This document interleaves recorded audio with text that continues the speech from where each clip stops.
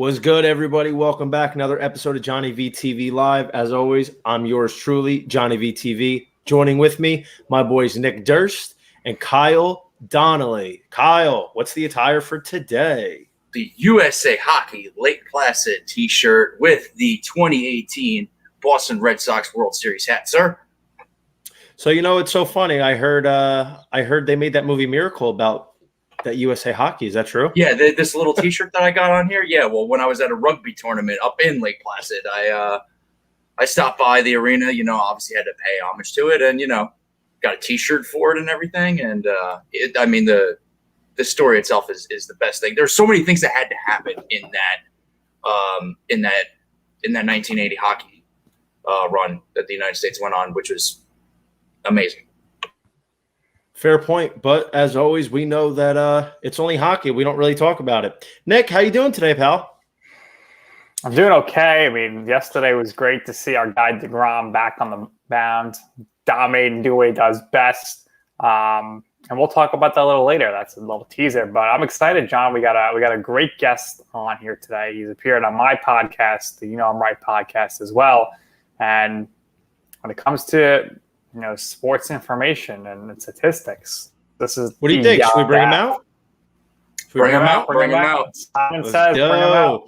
Welcome to JohnnyVTV Live, Mr. Mark Simon. How are we doing today? I'm good. I will keep from holding your anti-hockey comment against you. Yeah, good man, Mark. I like this guy. Let's go Rangers. Don't hold it against me. Listen, the only reason I'm rooting for the Lightning to run it back this year is because the party is going to be wild in Tampa if they do. So I'm all about a good party, and that's if Dave Michigan's not yelling over it the entire time. 8-0 win last night by the Lightning over the Islanders. That was great. That was a quick touchdown 2-point conversion, pitching a shutout. Love it. So, boys, we've got a lot to get into today. We ready? Yes. Let's do it. All right.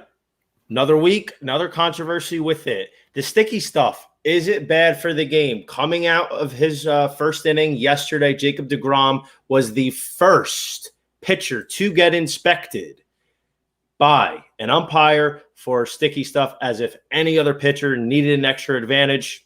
So what do we think? Is it bad for the game? Nick, let me start with you. I like that they're enforcing the rule. It's been a rule, so now it's time to enforce it. I don't have a problem with it. It's kind of funny to see DeGrom go out there and strike at the first batter on 3 pitches and then, easily gets 2 more outs, so they're checking his belt buckle and everything. So it's kind of – I don't think they should be showing that on TV. It's kind of like weird, and they shouldn't be checking them on the field like, hey, drop your pants for the 30,000 people here in the lanes at home. Maybe they should do it in the dugout, have a little privacy. I mean, come on now. It's crazy. Or that was a little too much, but I like that they're enforcing the rule. I don't have a problem with it. Maybe the timing was bad, as we discussed last week. Should have been done before the season, but we'll see. I mean, Glasnow said he got injured from this. We'll see what everybody else says. The key here is that MLB, in my opinion, they wanted some more offense, and this is a way to make it happen. Yeah, good outing by DeGrom yesterday. Good to see that he came off the injury, fresh and just right back in the rhythm with him. Good to see that also off the injured list as well, Jeff McNeil, first pitch swinging as usual, doing his thing. But, we'll see how the Mets go from here on out. That they really don't have any contenders in the NL East other than Atlanta, and getting the win. Did they win the second game last night, Nick? I didn't pay it. I had to get some sleep. They did not. Okay, so they split the doubleheader, and they're still up 5 games. So we'll see where it goes from here. They need to get healthy first. I'll say something about the sticky stuff. I think that what baseball needs to do to kind of complete the move is they need to legislate what a pitcher can use, because there are, like, rosin you can use, but pitchers now feel that there needs to be an extension of that in order to grip the ball because of everything about the baseball these days. And right now, that doesn't exist. They feel like the ban was too absolute on the whole thing, which now creates this atmosphere where even the slightest thing that might not even really provide an advantage is going to get you in trouble. And I think everyone's just looking for, can we have like some sort of balance in how this works out? Can we have something that we can use? And at the same time, fine, you want to ban the spider tack, and get the stuff that's elevating spin rates and things of that nature out of the game. Now, I want them to keep the rosin back because I feel that's also part of the game there, Mark. But now, with that being said, do you want to be a little more lenient on these sticky substances because of the fact that, like, somebody like Kevin Pillar, he gets a ball in the face, and that's because the guy lost control for 1 second, and that's a 95-mile-an-hour pitch right in between the eyes. What do you say, you? So I think that there are going to be some instances where that just happens, and it's unfortunate.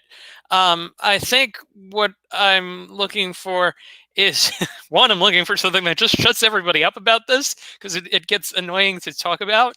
But I think I'm just looking for something that will not seem like a supreme overreaction to things, something that can be a little bit less maybe absolute, and something that everyone can kind of agree upon, as opposed to now you've got these factions that really seem to dislike it, and it's causing a lot of trouble.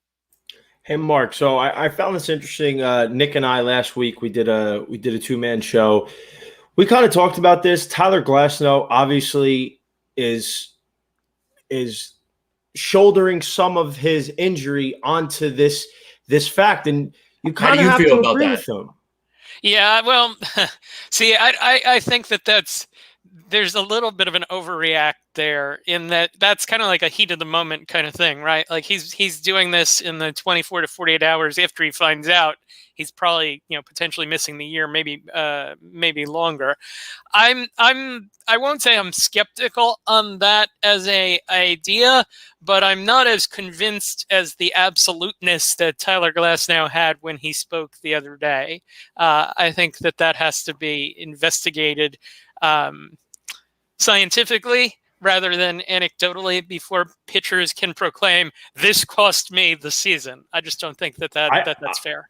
I agree with you on that fact. Like, there's no absolute cause that we can pinpoint it there, but it is more than coincidental, isn't it? He came through this entire season. First of all, he's putting it all together. He was my preseason AL Cy Young winner. He was looking like one. He hadn't any problems injury-wise. And then the first start after he can't use anything, then he's starting to get some tightening in his forearm, which obviously overcompensates for the elbow, maybe even the shoulder. And what he said is this: I'm coming out here throwing 80 innings this season using this stuff. Then all of a sudden, without any type of compensation, we're just altogether supposed to stop using it. They didn't even give us time. And I agree with him in this. It's not fair to just come in out of nowhere and say, yeah, you can't use this anymore, even though you've been doing it for half the season. Now, had the MLB come in and said, this is the last year you're going to use anything, so pitchers adapt, I would have said, okay, now you're giving them a chance to acclimate postseason. Don't come in and start changing things. Because, at the same time, I don't really think it's that much of an advantage. I don't think it's a huge cheating thing. If it's the case, then we should stop letting batters use batting gloves. Let them have to swing barehanded. I mean, you got to kind of level the playing field. And I don't like pine tar on the bats. Yeah, exactly. I don't like all these initiatives the MLB has done. They're all half-assed that they're trying to really manufacture over the last 5 years in an effort to try and push the game onto a dying generation that just doesn't want to pick it up. If you don't want to watch baseball, you're not going to want to watch it. You're not going to say, oh, well, now it's high scoring, so this game that a lot of people find boring is all of a sudden exciting. It's just not going to happen like that. I don't like it. They're depriving the diehard fans and the players of how the game is supposed to be played and how it has traditionally been played for 150 years. I think they need to stop with all this back and forth changing stuff and stick to something that works and stop harming the game, because in my opinion, they're doing more damage long-term than positivity. I think we can leave this topic at it's a sticky situation, and we'll have to see what happens. And Very well said, Nick. We got the CBA coming up in the off season, and that's going to be a lot. That's going to be a mess. That's an even stickier situation. And let's also point out with Glasnow that in 2019 he did miss time, decent amount of time with forearm issue. Like he does have an injury history. So for him to say absolute on this, I'm not there. I'll listen to him, but I don't know that I'm going to go there with him. Fair point. So, Mark, kick us off here. We have been debating about this for weeks. Two sides of the fence. How legitimate is Jacob deGrom's NL MVP bid? I think it's very legitimate, and here's why. If you look at offense around the sport, people want to give this award to a hitter historically. You want to give it to the best hitter, unless there's a pitcher like a Verlander or a Kershaw that just totally destroys the field, and there aren't a lot of options. There aren't a lot of great options for hitters this year. There's Tatis, but he keeps getting hurt, so you can't necessarily give it to him. There's Buster Posey on the Giants, but I can't see... I think you can make a pretty good case for, even though his batting average isn't that great, Brandon Crawford's a pretty valuable player on the Giants too. So I feel like there's maybe a little bit of a potential split there. The player that I think could throw a wrench into DeGrom winning it is if Acuna went crazy over the last 90 games and got the Braves into the postseason. Because I don't know that Tatis is going to make it to, like 110 games for the season. DeGrom is amazing. He's unhittable. He's potentially the best that there's ever going to be. The way he's gone through this number of starts, we'll see if he can keep it up for 27 or 28 or whatever he winds up at. But there aren't a lot of great choices, I don't think, among the hitters at this point, because the sport is hitting sub 240, and no one's got impressive offensive numbers like the kind that you're typically used to. Yeah, I think DeGrom has been very impressive. Mark, has anybody ever won the Silver Slugger and Cy Young in the same season? To me, that would be an automatic MVP. Gold Glove too, maybe? And Gold Glove too. He could. He's maybe. He's been good. Stroman's been good too. Absolutely. Stroman's excellent. But I mean, it's just historic right now. You got to worry about the injuries. Maybe the Mets, John and I keep discussing this, put the brakes on DeGrom a little because they're visioning this guy's pitching October. We need him in October.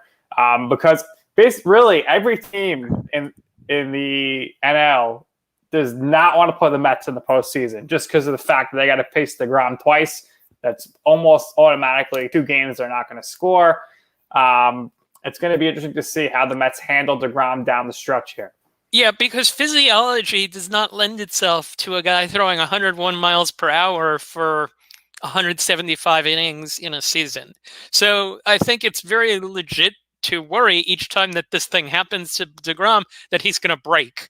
And I think it's a very reasonable contention. And you almost wonder if he should, dial it back to 98 just to get through the year a little bit, because he's done 98 before. But the throwing 100, 101 consistently, it's amazing. It's fantastic. It's great. I don't know that it's kind of, it's like cigarettes, it's hazardous to your health potentially. Yeah. And Mark, is there anybody that you think in either Chicago with the Cubbies or Milwaukee that might work themselves into the case? So it was funny. By wins above replacement for the Brewers, the best option was Brandon Woodruff, which made me laugh. Yelich is a non-factor this year. Omar Narvaez is hitting over 300, but is sub 20 RBIs. Brandon Woodruff this year has a 1.94 ERA and 14 starts. That doesn't match with DeGrom. And then Chris Bryant, certainly, I think you can make a case for him, but it's not like he's not like a Superman. Like, he's going to wind up end of the year at this pace. He'll wind up 875 OPS, which is very good, but it's not like Superman stats. 900, high 900s would be like Superman. And he's going to hit 30 and drive in 95 to 100. That to me doesn't get you there over a guy that's got a sub 1 ERA. John, what about your guys with the Reds? Yep, that was my next point. Jesse Winker. Well, so here's the issue I had. Jesse Winker and Nick Castellanos, who, by the way, anybody who watches the show, Nick Castellanos is one of my favorite players. The guy gets out of bed in the morning, he already has 2 extra base hits. Like, he's been the best hitter in the last 5 years. There's not a better hitter in the MLB when it comes to extra base hits than Nick Castellanos. He's just disgusting. He's got swag. Like, he's a guy that he just injects confidence and a spark to your lineup.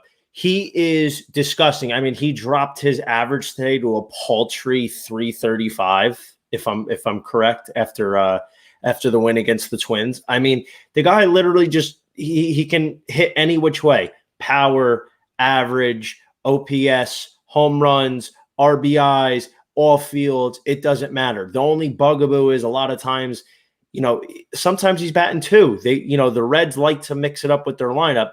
Now, my issue is, and because let's call it what it is, the Reds right now, I don't foresee them going to the postseason. I think the NL, there's too many teams ahead of them. I don't know if they're going to keep it up with this pace. But even a guy like Jesse Winker, his own teammate, is right there. So my feeling was maybe these two kind of cancel each other out. And let's say they're a 500 team that doesn't even make it to the playoffs. But Castellanos is sporting a 325 average, 330 with 35 home runs and 110 RBIs. They'll enjoy finishing fifth. I think that unfortunately might be the case. I mean, unless I think Winker might be traded too, because he's going to be a free agent. You still got St. Louis and Pittsburgh in that division too. So, I mean, those are two pretty bad teams. Cardinals are better than the Reds. I mean, listen, there's a lot that could happen. My thing is, if DeGrom – so here's my philosophy, Mark. I don't know if you agree with it or not. I don't like seeing pitchers win MVP. Unless it's in certain cases. The reason is it's like seeing a defensive player win MVP in the NFL. You have to do something so spectacular while all the other surrounding talent in the field is nobody's standing out. Nobody's doing anything special. So these days, 300, 30 home runs, 100 RBIs, a few guys are having that. Like that doesn't stand out. That's not that special. However, if a guy like DeGrom is doing what he's doing and continue to does it, while everybody is kind of staying middle of the pack, nobody separated themselves from an offensive category standpoint, then I have no problem with it. It's rare that you see it. I mean, Verlander did it in 2010 or 2011. I think Kershaw in 2014. So not that it doesn't happen, but it's not that common. And the guys that have won it are some of the best pitchers to pitch in the last 25 plus years. In DeGrom's case, the way he's going to be one of the best pitchers to ever play the game. So that's what I don't mind. Our generation's Bob Gibson. Mark, we might have two pitchers win MVP this year. That's potentially true. Or the first DH MVP winner. So, without further ado, let's flip it over to the AL. Mark, Ohtani or Vladdy Jr., AL MVP right now? Boy, this is tough. Their teams have the same win percentage. They're both 500 teams, so you're taking the contender thing out of the mix. They're clearly the best two. By the advanced stats, Ohtani is a full win better than Guerrero in wins above replacement. And to me, if they're within the same digit, if they're half a win apart, quarter of a win apart, whatever. A full win apart is a big difference. And to have a guy who's a unique player in Ohtani, who's an amazing player in Ohtani in that he can hit, I think he's got a 2.7 ERA.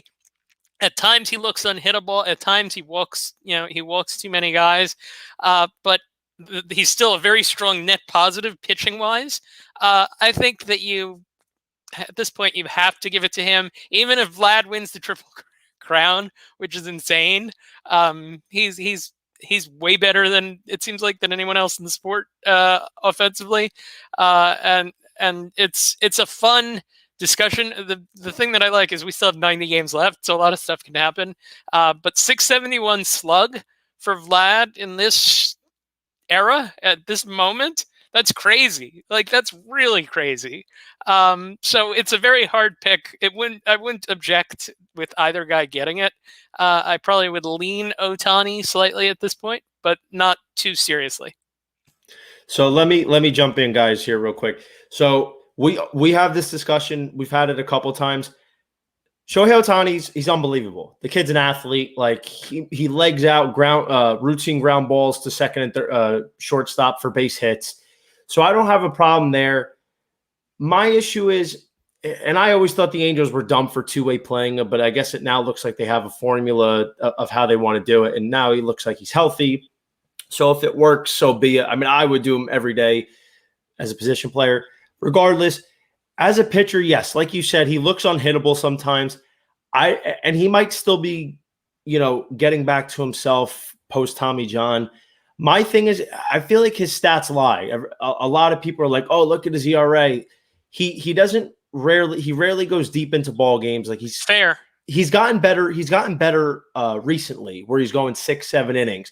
But like you said, he still has the tendency to walk too many batters. And listen, he's unbelievable. But offensively, if Vladdy Jr. wins the Triple Crown, something that's been done one time since the 60s, since Miguel Cabrera won it almost 10 years ago, I just can't imagine him not getting it. I mean, Vlad's in a little bit of a slump, and he dropped his average to 337. Only Michael Brantley's leading him in the AL. He's tied for first in home runs, first in RBIs, first in OPS. Now, listen, Ohtani had a hell of a week on the offensive side last week. It really cut into that Vladdy home run lead. Now they're tied. So, but the big thing in now is the batting average. Like if Ohtani's batting 270 and Vlad's batting 340 with leading the pack, the MLB in every offensive category, every major standpoint, I just find it hard to believe that he's not the more deserving party. Not saying Ohtani doesn't deserve tremendous consideration or shouldn't be right there and potentially win it. But to me, that's the big thing. No disrespect to your opinions. I'm not a big believer in WAR. I feel like they didn't come out with – I feel like they came out with WAR the same time they came out with QBR. ESPN came out with QBR, like more advanced stats. Like, and then they kind of backdated it. Actually, Mark came up with QBR when he was at ESPN. Oh, did you? No, I was just there when it happened. Oh, you did? Yeah. Listen, I just feel like WAR is like a new analytical stat. Like this day and age, everything's becoming more analytical and sabermetrical.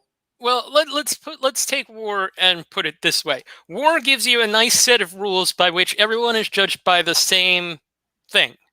And admittedly, it's hard when you have a guy who's a pitcher and a hitter, but everyone has the same set of rules. There's no biases. There's no other stuff. It's just giving you a set of rules, and by this set of rules, this guy is, and this guy, you can put this guy as the better guy. Now, when you see a WAR of like 5.7 and you see someone else is at 5.4, that's a minuscule difference. That's like 20 home runs versus 18 or 19 home runs. Like they're essentially the same player. I think what WAR does in this case or in other cases is when the gap is wider, it makes you think, okay, why is the gap wider? It's because it gives you that Guerrero is better than Ohtani as a hitter, but he's not so much better than Ohtani as a hitter that Ohtani can't make up for it with what he does on the mound. That would be my take on it. As I said, I'm pro either guy. So if either guy wins it, I come out on top in my mind. Also, not for nothing, I had a preseason value pick as Vlad is plus 3,500. And that's admittedly that was a great choice. Every projection system thought that he was going to be this good this year. He's unbelievable, man. I mean, he lives up to the lineage for sure. Yep. Hey, Mark, listen, we know we got to get you out of here. We really appreciate you hopping on. It was great. Friend of the show, and we hope to have you back soon. Tell everybody where they can find you. You can find me at Mark A. Simon Says on Twitter because someone took Mark Simon Says, so I had to stick my middle initial in the middle. So there you go. Ruthless. Mark, we really appreciate it, and hope to have you back on soon. Take it easy. Cool. See you guys. Thank you, Mark. Thank you. Take care, Mark. Thank you. Yep. Great guest Great there, guys. guest. Yeah, absolutely. Great guest. Hate that he, we couldn't keep him around longer. We have a comment. So let's get to it. Dark Sage 9117. Truth be told, the one team that concerns me the most going forward is Boston. Kyle. I may be in the minority on this one, but I have a feeling come July their team is going to be blown up and torn down. Management, they have a long history of trading away parts and pieces Boston needs to contend. I'm very proud of how well they have done this year, but even me as a Boston fan, I have zero faith in my team. They're going to the playoffs. John Henry and ownership have shown for years as they have zero idea what they're doing. Kyle, you want to weigh in? I don't know about zero idea about what they're doing, but not getting rid of Matt Barnes is what's the word I'm looking for? A validation of that argument that he's making. But I could see them maybe breaking it down a bit. This sounds like a guy that's a pre-2004 winning World Series winning Boston Red Sox fan. Like, guy needs to just not jump off. I understand that you think that they're maybe not going to be there for the longevity of the season. They might get in as a wild card, maybe not as a division winner, but I mean, they're getting through the middle of June right now, and they're still in first place, sort of comfortably. Third best record in the AL. I mean, I want to be, lightly optimistic about it. I don't want to be, over the top here, Nick. You know what I mean? I don't see the Red Sox selling if they're at first place. Yeah, I can't see them selling.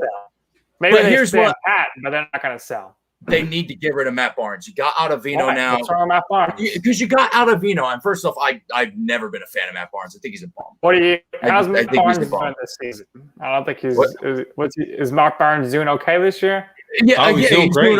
He's doing okay. All right, so why are you going to get rid of him? How are you getting better by trading Matt Barnes? Because now you could go get a position player that you need, add depth to your lineup. I mean, you got to be able to get. Who you get from Matt Barnes?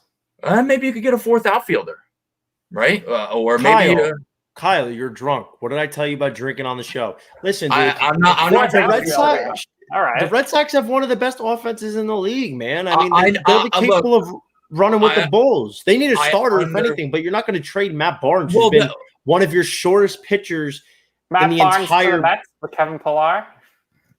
No, I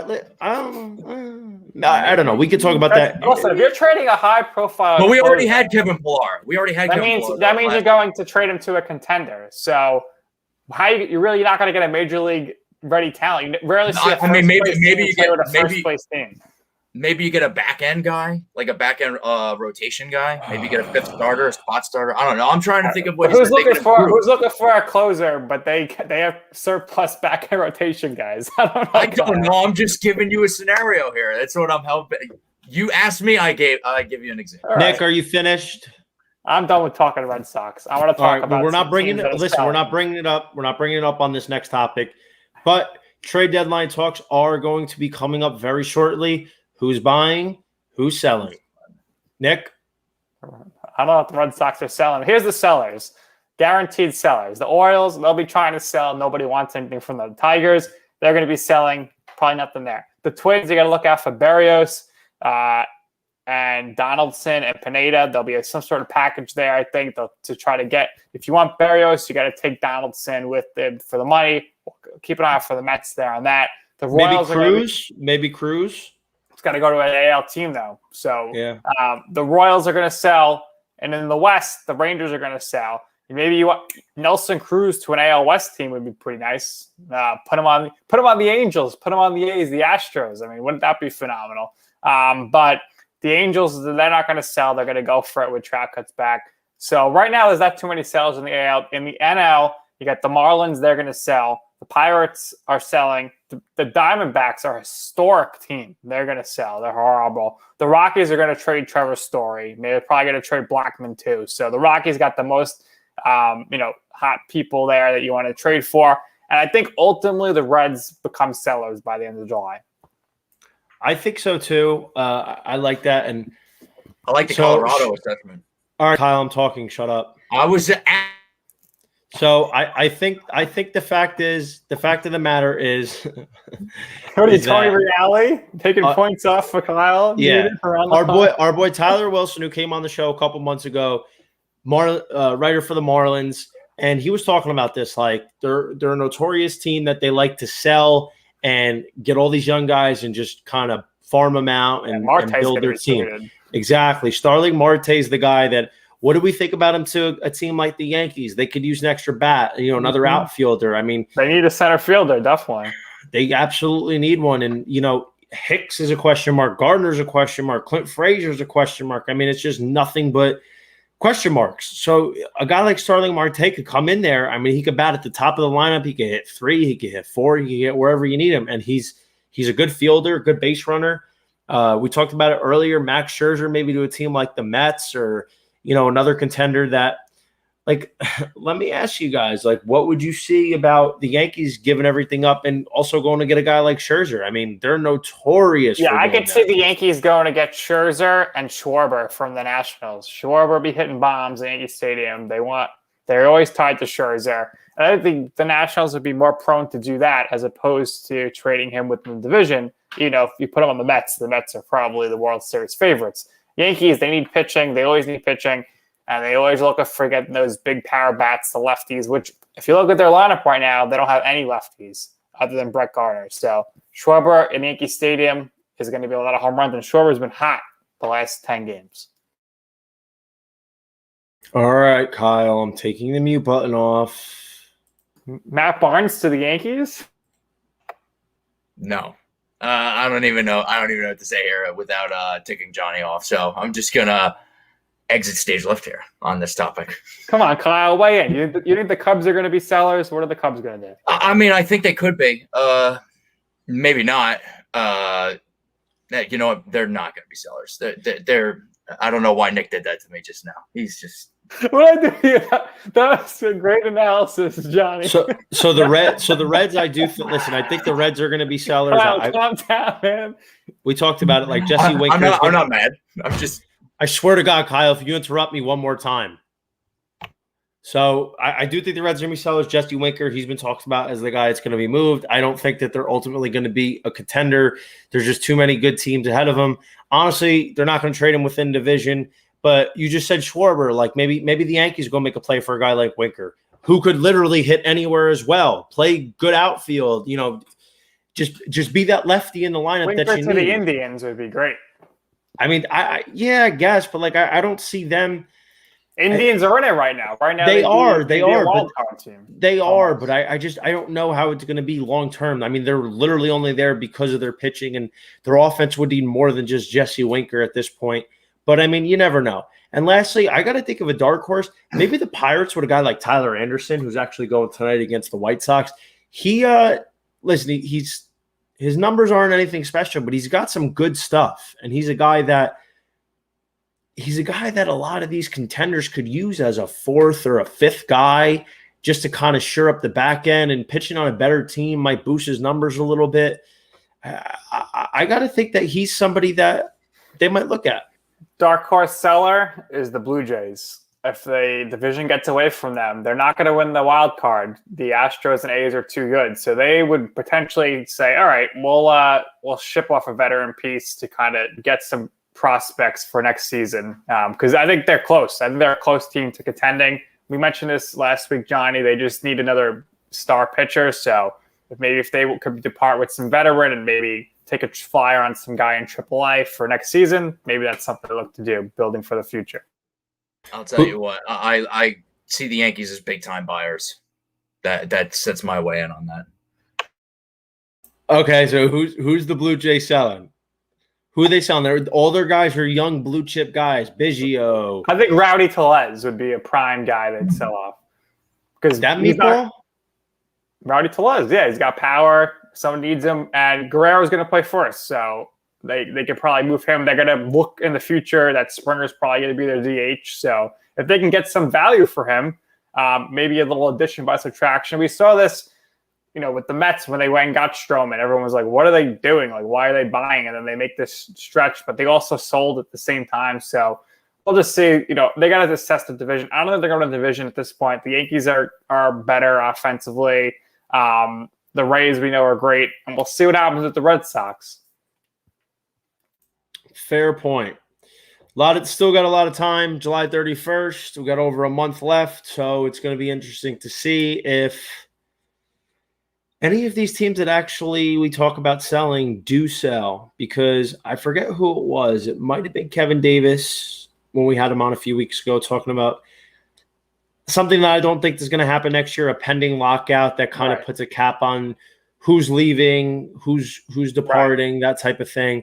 So that's going to be something to look out for. I don't think there's going to be a lockout, but neither here nor there. There's 3 guys that we really got to keep an eye on. These are the 3 big people at the deadline. Give them to me.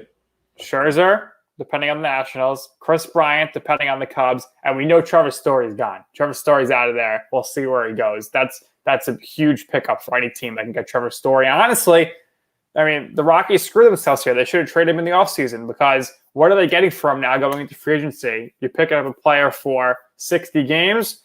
How big could the package possibly be? We got to see who needs him at the deadline. Not a lot of teams need shortstops, though, so it's interesting. Let me tell you something, though, because when you trade Trevor Story you trade a guy like this midseason, a guy that's an automatic major boost midseason, teams are going to overpay for him. You have 2-3 teams that are willing to go get a Trevor Story that's really committed to paying the price for him.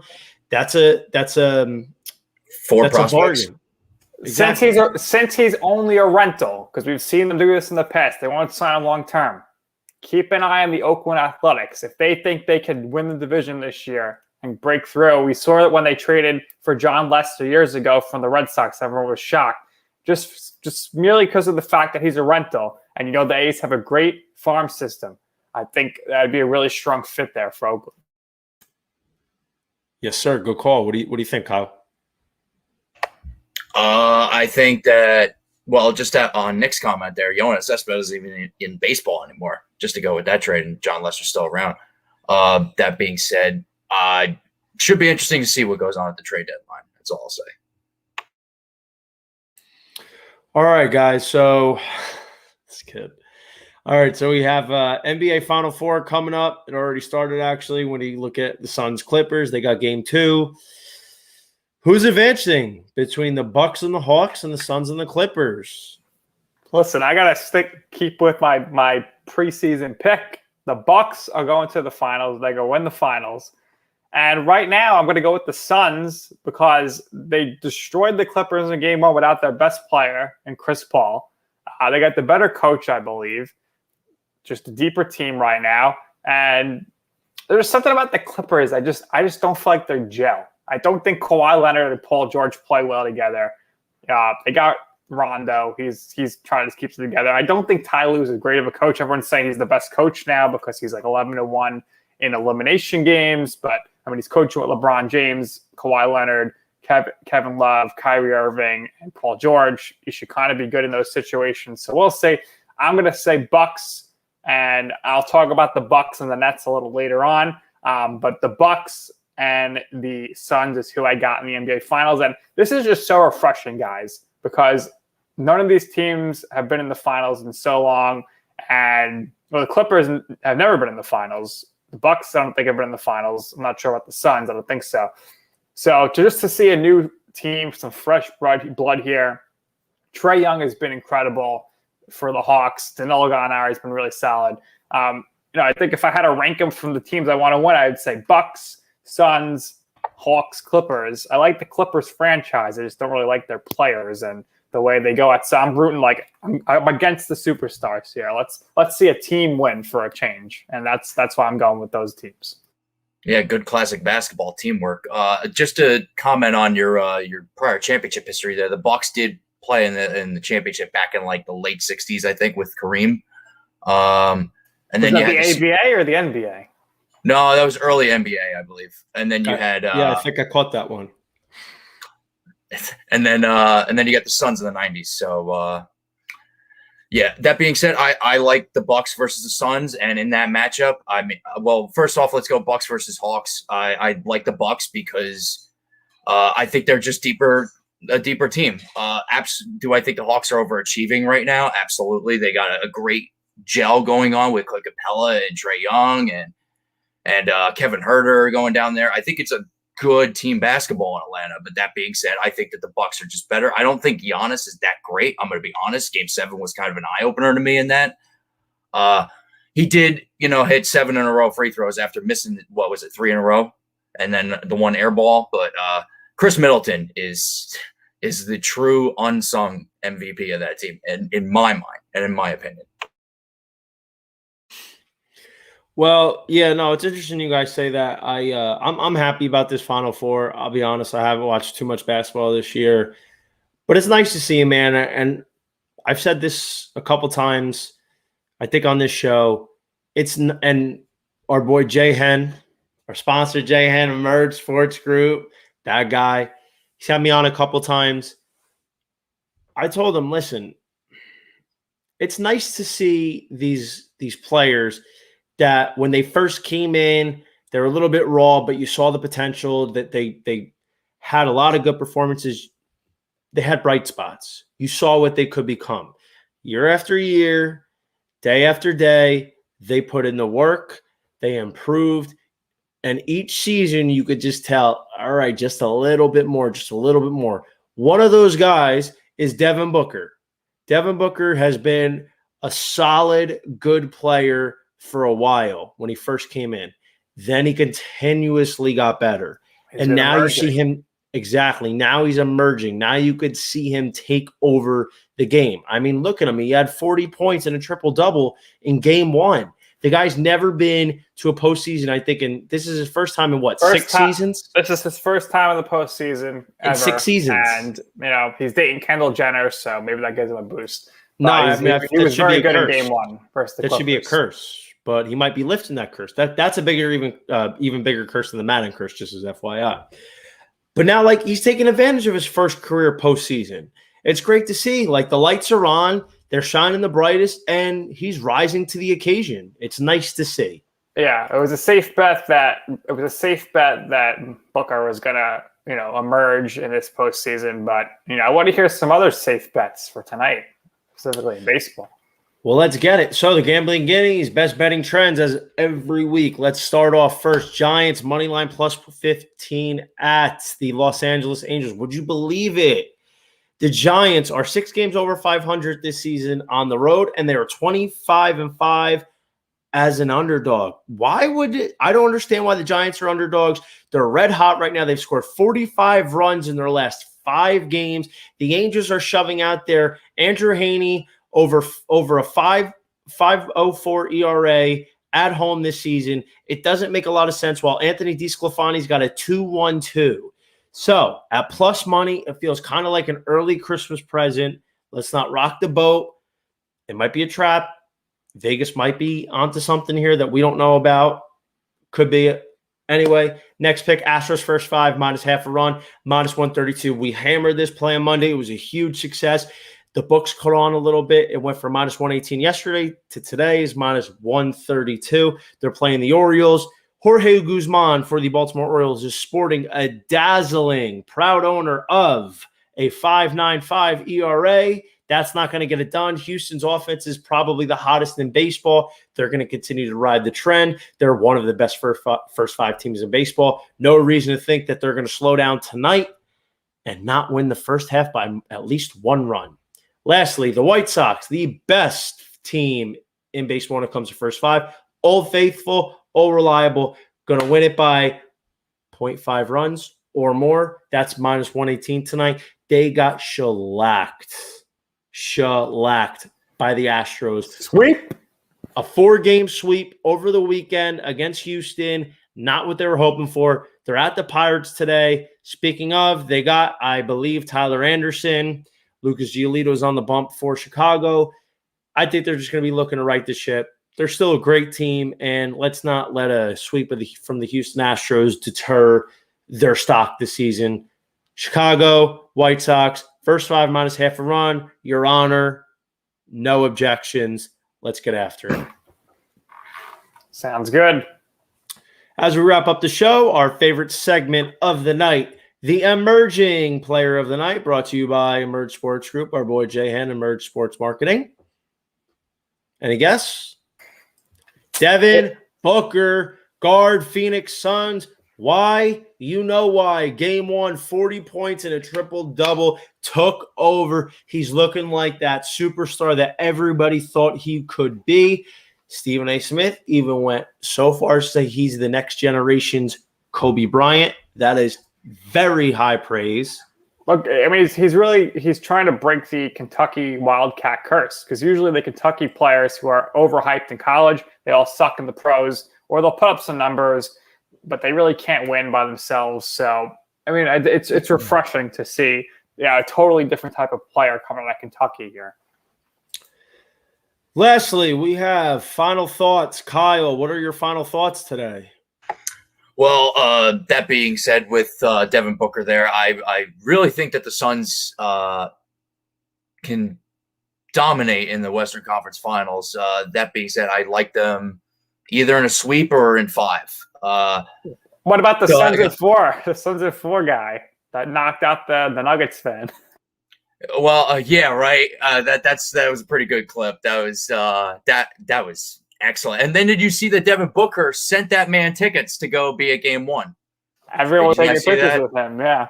Yeah, man, I'm gonna start fights with somebody in a just an do NBA that. game. Just knock some dude out, and I get free tickets to the games. Lightning in 6. It's actually funny. I saw a clip last night. I don't know if it was Complex somewhere that the guy that was getting wailed on got interviewed, and he's saying, like, I think everybody's blowing it out of proportion, because what happened was, so he had me, but he was hitting like my shoulder and my arms. Like when he was pummeling him, he's like, yeah, he was just hitting my shoulder and my arms. He wasn't doing nothing. He had like, maybe the last shot was like a real good shot where he hit him. But like, he goes, I was fine, honestly. Like I didn't really listen, I don't know, man. I saw the tape. He was getting pretty well done. But then again, like sometimes camera angles can lie. So it was interesting to say, but yeah, man, maybe we should start going to sporting events and starting fights with the opposition.